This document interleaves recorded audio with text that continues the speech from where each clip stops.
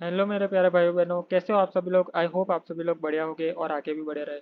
तो आज का हमारा जो HTML का टॉपिक है वो है हमारा सीमेंटिक मार्कअप टैग। तो हमने previous video semantic markup tag हमें हमारी वेबसाइट में क्यों यूज़ करने चाहिए और उसके बारे में हमने कुछ इन्फॉर्मेशन ली थी। इसे हमने डिटेल में समझा था। तो आज हम उसके टैग्स को देखने वाले हैं कि इनके टैग कौन कौन से होते हैं हमारे HTML के अंदर। और इन इन टैग का यूज़ समझेंगे और इन टैग को हम कुछ रियल लाइफ वेबसाइट में जाकर भी चेक करेंगे। तो सबसे पहले तो हमारा फर्स्ट टैग है वो है हेडर। तो हेडर टैग बेसिकली हमारी वेबसाइट का सबसे टॉप वाला टैग होता है। टॉप वाला मीन्स के हेड वाला पार्ट। हेडर में बेसिकली हमारे वेबसाइट का नाम कुछ इंफॉर्मेशन जो मेन इंफॉर्मेशन होती है वो हेडर के टैग में आ जाती है। उसे हम हमारे हेड टैग में डिफाइन कर सकते हैं, तो वो हमारे हेड टैग के अंदर आ जाती है। उसके बाद होता है हमारा मेन टैग।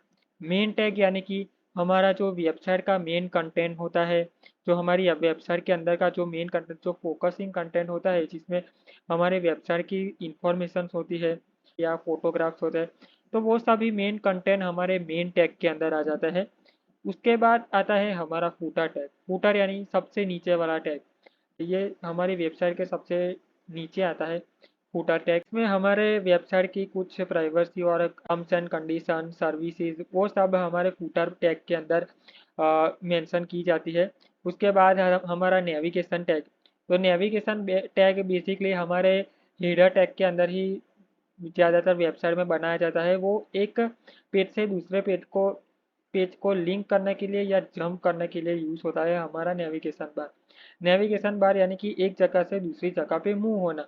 तो इसलिए हम हमारे नेविगेशन टैग को यूज़ करते हैं। तो चलिए हम हमारे गूगल पे चलते हैं और ऐसी एक वेबसाइट देखते हैं जिसमें ये सारे टैग एग्जिस्ट करते हैं और हम इसका डिटेल में व्यू देखते हैं। तो यहाँ पे हमने हमारी विकीपीडिया का जो वेबसाइट है वो ओपन कर लिया है। तो सबसे पहले हम यहाँ पे इंस्पेक्ट करके देखते हैं और ढूंढते हैं हमारा पहला टैग, हेडर टैग। तो यहाँ पे ये रहा हमारा जो ऊपर का कंटेंट है, जहाँ पे हमारे वेबसाइट का नाम है, सर्च बार है, क्रिएट अकाउंट, ये सारी की सारी मेन इंफॉर्मेशन हमारे हेडर टैग के अंदर आ जाती है। तो हेड टैग यहाँ सबसे पहले टॉप में लिखा जाता है। उसके बाद हमारा टैग था मेन टैग। तो यहाँ पे देख सकते हैं हेडर टैग के जस्ट नीचे हमारा मेन टैग एक्सिस्ट करता है। यहाँ पे सारी की सारी मेन इंफॉर्मेशन जो कंटेंट है वो आपको यहाँ पे शो करेगा। उसके बाद हमारा था नेविगेशन बार, जिसकी मदद से हम एक पेज से दूसरे पेज पे जा सकते हैं। तो नेविगेशन बार यहाँ पे किधर है, हाँ ये रहा। तो ये रहा हमारा नेविगेशन बार। जब भी आप इस लिंक ऊपर क्लिक करेंगे तो आप दूसरी पेज के ऊपर पहुंच जाएंगे या दूसरे कंटेंट के ऊपर पहुंच जाएंगे। तो यहाँ पे हमारा नेविगेशन बार हो गया। तो सबसे पॉपुलर वेबसाइट होती है उस सिमेंटिक मार्कअप टैग्स का यूज़ करके उसे और भी बेहतर बनाया जाता है। तो हम भी जब भी हमारे फ्यूचर में प्रोजेक्ट करेंगे तो हम हमारे सीमेंटिक मार्कअप टैग की मदद से हमारी वेबसाइट को स्ट्रक्चर वे में बनाएंगे। तो सबसे पहले हम छोटा मोटा एक एग्जांपल कर देते हैं जिसकी मदद से हमें अंडरस्टैंडिंग हो जाए कि हम हेडर टैग या नेविगेशन बार ये सब कैसे क्रिएट कर सकते हैं। तो चलिए हम हमारे VS कोड की स्क्रीन के ऊपर चलते हैं। तो हम हमारे VS कोड की स्क्रीन के ऊपर आ गए हैं। आप तो हमारे सामने है हमारा बॉयलर प्लेट कोड है। आपको नहीं पता कि बॉयलर प्लेट कोड क्या होता है हमारे HTML के अंदर, तो हमने उसके ऊपर डिटेल में एक वीडियो बना के रखी है। आप हमारे चैनल पे जाके चेकआउट कर सकते हैं। तो सबसे पहले हम यहाँ पे क्रिएट करते हैं हमारा हेडर टैग। ठीक है। तो हेडर टैग के अंदर हमारी वेबसाइट का नाम जो भी हम लिखना चाहे वो लिख सकते हैं। मैं यहाँ पे मेरी चैनल का नाम लिख देता हूँ, कोडिंग वाली बातचीत। ठीक है। तो उसके बाद हमारा मेन कंटेंट। तो मेन टैग को हम यहाँ पे क्रिएट कर देते हैं। Main tag, this is our main content. ठीक है। उसके बाद हमारा कौन सा टैग आता है, हमारा फूटर टैग। तो फूटर टैग को भी हम क्रिएट कर देते हैं यहाँ पे, फूटर। ओके। यहाँ पे लिख लेते हैं हमारा कोई एंडिंग पैराग्राफ मेड विथ। ठीक है। तो ज़्यादातर वेबसाइट में नेविगेशन बार क्या होता है कि ज़्यादातर वेबसाइट में नेविगेशन बार हेडर की टैग के अंदर ही क्रिएट किया जाता है। तो हम यहाँ पे कोई एक नेविगेशन बार को क्रिएट कर देते हैं हमारे हेडर टैग के अंदर। नेविगेशन बार, इसमें कोई भी अनऑर्डर लिस्ट बना देते हैं हम यूएल टैग का यूज करके। तो हम सबसे पहले हमारी लिस्ट आइटम लिख देते हैं कॉन्टैक्ट, ठीक है, कॉन्टैक्ट अस। इसे हम चाहे तो हाइपरलिंक एंकर टैग में भी कर सकते हैं, एक हाइपरलिंक भी ले दे सकते हैं हम इसे। तो यहाँ पे हम कोई भी रैंडम ले लेते हैं अभी। आप इस लिंक पे क्लिक करेंगे तो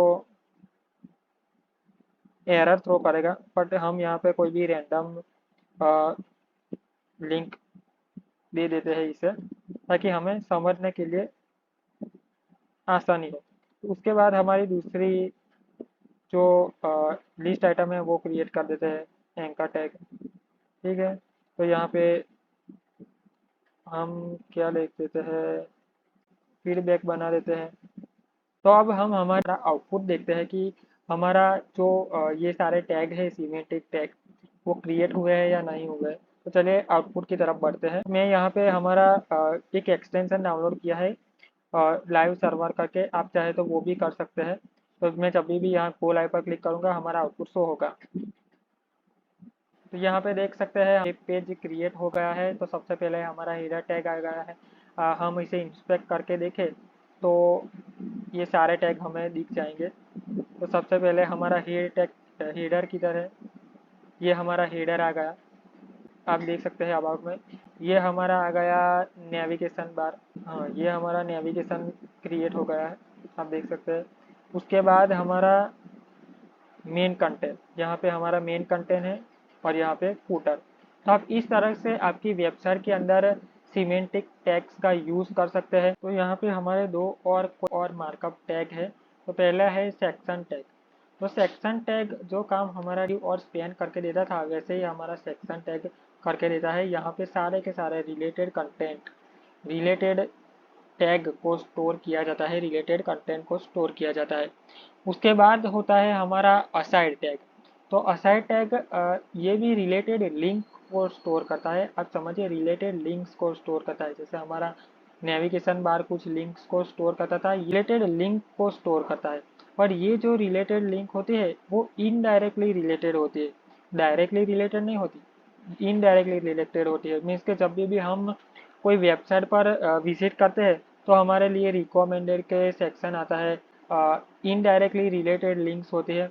मीन्स के आपने कोई भी एक कोड का पेज खोला, वेब पेज खोला, तो इसके अंदर बाजू में आपको कुछ ऐसी लिंक भी मिल जाएंगी जो इनडायरेक्टली रिलेटेड होगी, जैसे HTML के बारे में इंट्रोडक्शन, HTML के टैग कुछ, इसे हम असाइड टैग के अंदर लिख सकते हैं। तो ये सारे टैग ऐसे होते हैं कि बेसिकली हमारी वेबसाइट के अंदर बाय डिफ़ॉल्ट एक ही बार क्रिएट हो किए जाते हैं। आप इसे मल्टीपल टाइम क्रिएट नहीं कर सकते, वरना काफ़ी अनस्ट्रक्चर लगने लगता है। आप एक बार ही इसे क्रिएट करें तो ये स्ट्रक्चर वे में रिप्रेजेंट होके। तो आई होप आपको इस वीडियो में पूरे सिमेंटिक टैग्स को समझ में आ गया होगा। आपको समझ में आया हो तो लाइक ज़रूर कर दीजिएगा, अच्छा लगा हो तो लाइक कर दीजिएगा, सब्सक्राइब कर दीजिए ताकि आपको आगे आने वाली वीडियो की नोटिफिकेशन हमारी मिलती रहे, और दोस्तों के साथ भी शेयर कर दीजिए ताकि वो भी हमारे साथ जुड़ सके। Thank you.